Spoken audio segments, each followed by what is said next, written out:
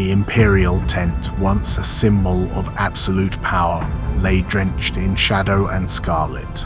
A chilling silence descended, replacing the familiar sounds of a conquering camp. A great emperor had fallen. His demise was not a battle roar, but a whispered cut in the pre-dawn gloom.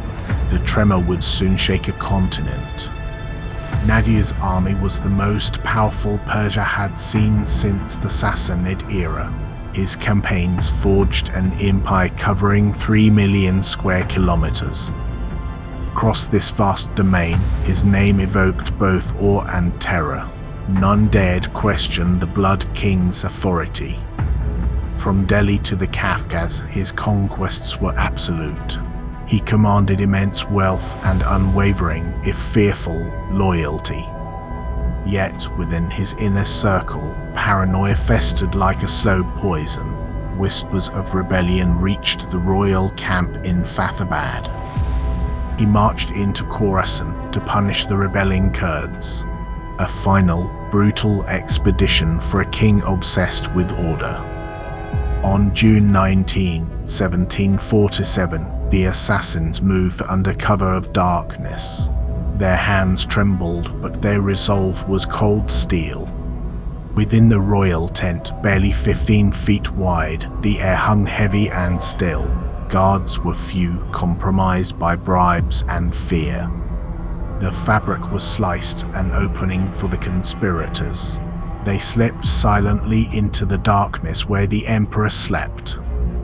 The first blade struck, a chilling whisper in the pre-dawn gloom. Nadir awoke to treachery, not slumber's peace. He fought back with a ferocity born of desperation, but 10 blades were too many. His shouts echoed, unheard by loyal ears. The struggle was brief, brutal, final. Silence returned to the tent, heavier and more profound than before. His head, severed, was paraded through the camp at Fathabad, Khorasan Province, a grim trophy for a revolution that would consume everything. News spread like a wildfire, traveling over 200 miles in days. From Kabul to Esfahan, the empire held its breath. Commanders faced an agonizing choice: loyalty to a dead king or allegiance to the rising tide of ambition. Suspicion filled every gaze.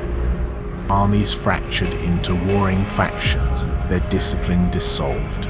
The once unbreakable Persian war machine began to tear itself apart. Powerful tribal leaders in the Qafqaz seized their chance. Independence was carved out with blood and steel, far from imperial control. The great empire Nadir had built, piece by brutal piece, now shattered. Its foundations, cemented by fear, crumbled instantly. Civil war erupted, a conflagration consuming the land. Generations would suffer its consequences, their lives marked by relentless conflict. For 50 years, Persia endured endless coups and chaotic successions. The central authority vanished, leaving a dangerous vacuum. This was the land of one of the world's oldest continuous civilizations, with settlements dating back to 7000 BC. Now it bled, divided. The vibrant cultural heart of the East, once a beacon of knowledge and power, now scarred by a century of internal conflict. A once unified empire splintered into 5 major states, their people weary from ceaseless war. The grand vision was lost forever. The ghost of Nadir's ambition haunted the fragments of his bloody legacy. Violence begot only more violence in the eastern dark.